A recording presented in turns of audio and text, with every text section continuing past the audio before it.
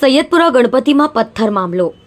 ચોક બજાર પોલીસે બીજા ગુનામાં 3 લોકોની ધરપકડ કરી.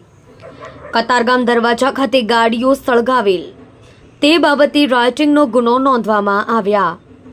3 ઈસમોની ધરપકડ કરી ચોક બજાર પોલીસે દિનેશ ઠાકર, જયેશ પટેલ, દેબાશિષ ઘોષની કરી ધરપકડ. બવાલમાં ઉશ્કેરાઈને 2 વાહનો સળગાવેલ. હજુ બીજા આરોપીઓને પકડવા વધુ તપાસ શરૂ કરી. કતારગામ કુબેરનગર વિસ્તારમાંથી આરોપીઓને ઝડપી પડાયા. આપ જાણો છો તેમ લાલગેટ પોલીસ સ્ટેશન વિસ્તારની અંદર 8 અને 9 તારીખની વચ્ચેની જે રાત હતી એમાં થોડોક રાયોટિંગનો ઇસ્યુ થયેલો હતો, જેમાં લાલગેટ પોસ્ટે ખાતે અલગ અલગ 3 ગુનાઓ દાખલ થયેલા હતા.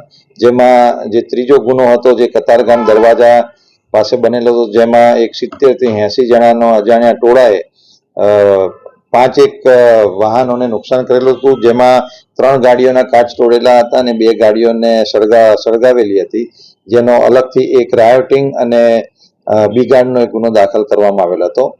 જેની તપાસ કરતા સીસીટીવીના આધારે આજે લાલગેટ પોલીસ સ્ટેશન દ્વારા 3 આરોપીઓની ધરપકડ કરવામાં આવેલી છે. જેમાં પહેલો આરોપી છે દિનેશ કુમાર રણછોડભાઈ ઠાકોર, જે કુબેરનગર કતારગામનો રહેવાસી છે. બીજો આરોપી છે જયેશ દિલીપભાઈ પટેલ, જે 27 વર્ષની ઉંમર છે અને વેડ રોડનો રહેવાસી છે.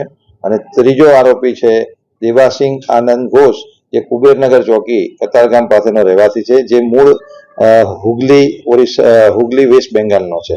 આ 3 આરોપીને ધરપકડ કરવામાં આવેલી છે અને આવતીકાલે સમય મર્યાદાની અંદર નામદાર કોર્ટની અંદર રજૂ કરી એમના રિમાન્ડ મેળવવામાં આવશે. અને આ જે સીસીટીવી ફૂટેજના આધારે આ 3 આરોપીઓની ઓળખ કરી એમની અટક કરવામાં આવેલ છે. એ હવે તપાસનો વિષય છે કે આ લોકો કયા ઉદ્દેશથી અહીંયા આવીને આ કૃત્ય કરેલું છે. રિમાન્ડ ઉપર આરોપીઓ છે, એ રિમાન્ડની અંદર આ તમામ વસ્તુઓ ચેક કરવામાં આવશે અને આના સિવાય અન્ય બીજા આરોપીઓ એમની સાથે આવેલા હોય એ ઇન્ટ્રોગેશન દરમિયાન ઓપન કરીને એમને પણ અટક કરવામાં આવશે. આ મોબ હતું, 70 થી 80 જણાનું ટોળું હતું અને આ લોકોએ જે 5 વાહનોને નુકસાન કરેલું હતું, તો સીસીટીવીમાં આ ટોળાની અંદર આ લોકોની ઓળખ થયેલી હતી. એના આધારે લાલગેટ પોલીસે એ લોકોની ધરપકડ કરી છે. એ તો હવે તપાસનો વિષય છે, જો એ પછીનો